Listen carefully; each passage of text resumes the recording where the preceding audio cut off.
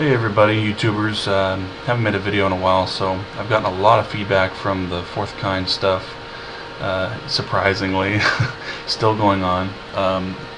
Anyhow, so I just kind of want to bring some closure, some final thoughts on it, and then I'm going to pretty much be done with it, unless anybody else wants to bring something, that's I haven't mentioned. But a lot of questions.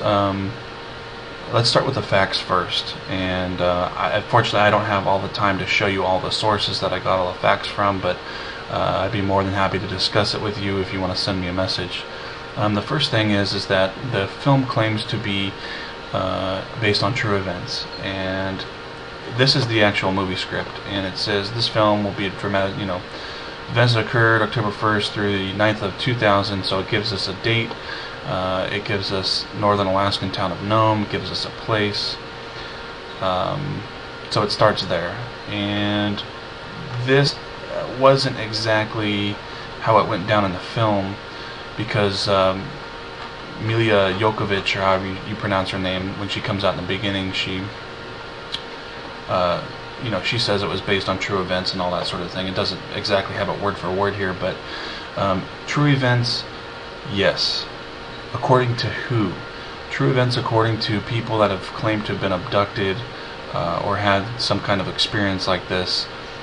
They present it as truth, and therefore they are telling you that it's based on true events. The whole movie is a huge stretch of the truth, and they really it's very deceptive. And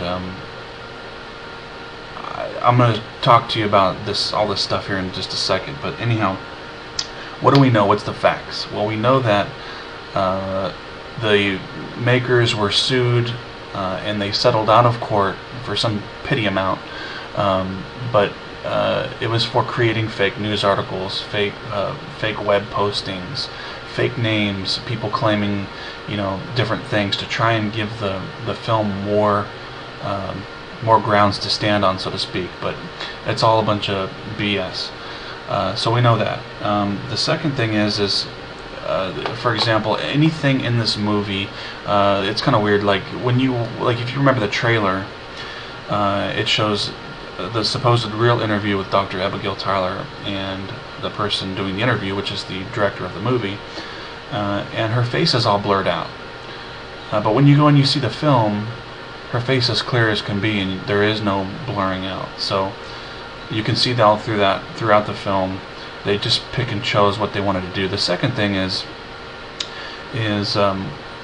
when you are a medical doctor, or if you are any kind of a psychologist, psychiatrist, whatever it be, and you have patients, you do have a confidentiality agreement with them, and you're not allowed to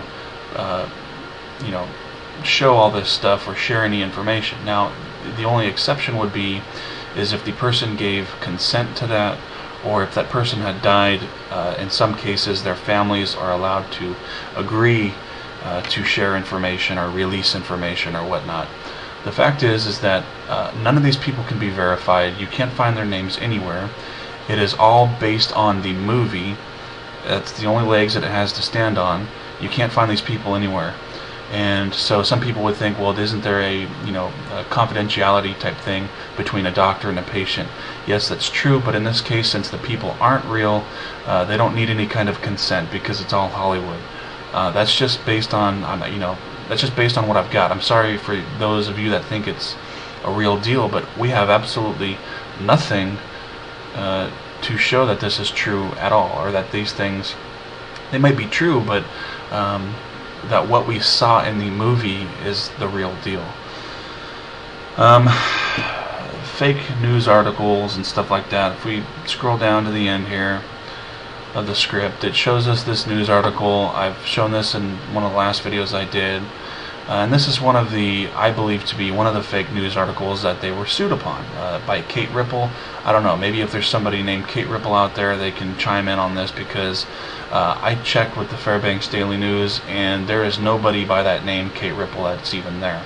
So what do we have here? We have this Dr. Tyler's, it mentioned a Dr. Tyler in here. Ashley Tyler, I guess, is her daughter, 5-year-old Ashley Tyler. Okay, and then there's a Chief Motes, or Moitz, however you pronounce his name. I'm kind of just going through this real fast. Okay, the only thing that is true on this article is the police chief's name, which it's not hard to get a police chief's name. You can, with very simple research that would take 2 seconds, you can find out the name of any police chief you probably want from any city or any department. So it's no big deal. But this Kate Ripple, the author of supposedly, who wrote this article, can't find her anywhere. And I checked with the news; they got nothing there. Okay.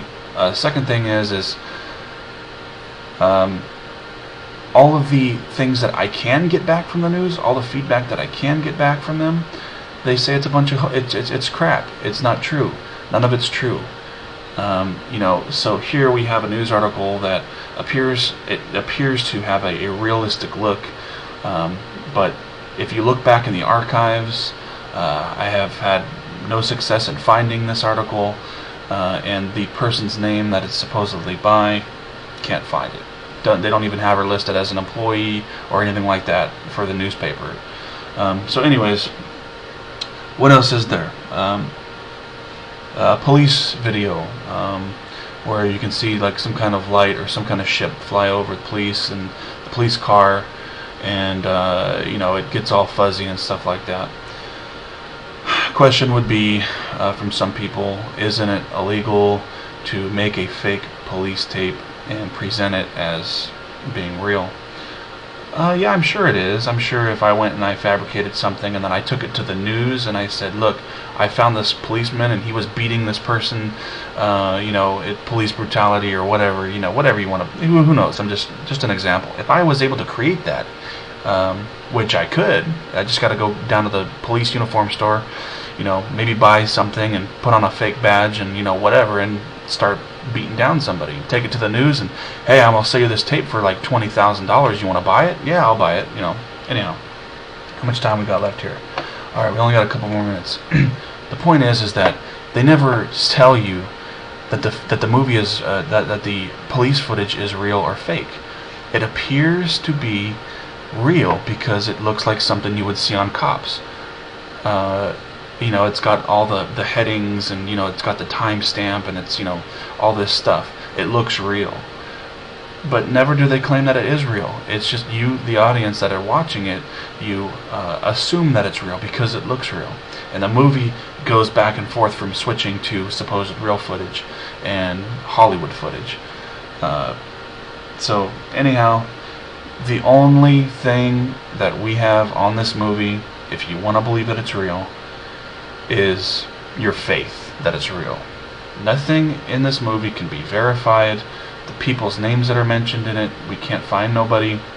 In the end of the film, it does say that they relocated to a different part of the U.S. or whatever. These people are living somewhere else, whatever.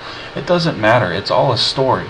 And every single one of these supposedly authentic footages, it gets all distorted and crazy, towards the end or something, and it's, some big old thing. Well, again, I don't know why it's all distorted, why every single one of the clips has got to get distorted somehow, but it's just, it's just all Hollywood. I have nothing at all to suggest that it's real.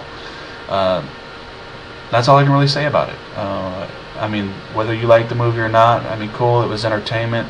I was hoping a little bit more about it. I was hoping to get a little bit more out of it. True events, yes, according to people from all over the world who have claimed to have experienced these kinds of things, but that's all you're going to get.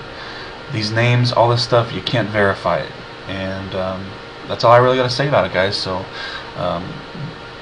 if you got any comments, go ahead and leave it to me. I've got a few other Fourth Kind movies, so you can watch those as well, but I'm pretty much done with it now, and feel free to send me a message. It's no problem at all, and we'll see you guys later.